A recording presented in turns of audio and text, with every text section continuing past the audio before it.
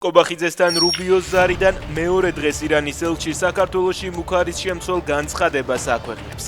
როდესაც ზოგიერთი ქვეყანა უნებლიეთა ნაჩქარევად საკუთარ სივრცესა და ტერიტორიას გარე ავანტიურისტებს უთმობს, ამის ფასს ადრე თუ გვიან ქვეყნის შიგნითვე იწვნევს.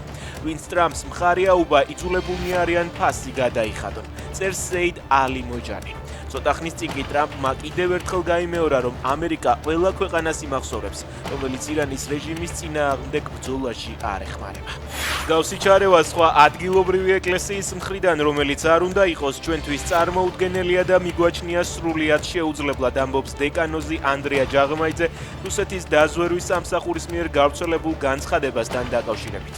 ოკუპანტი ქვეყნის დაზვერვამ საქართველოს პატრიარქის არჩევნებში ჩარევაში მსოფლიო პატრიარქი ბართლომეოს პირველი დაადანაშაულა. შესაძლოა აღდგომის დღესასწაულის შემდეგ საქართველოში კვერცხი გაძვირდეს. ამის შესახებ Business Press News მეფრინველეობის განვითარების ასოციაციის ხელმძღვანელმა განუცხადა. ზურაბ უჩუმბეგაშვილი ამბობს, რომ საწვავსა და ელექტროენერგიაზე ფასების მომატება კვერცხის ფასზეც იქონიებს გავლენას.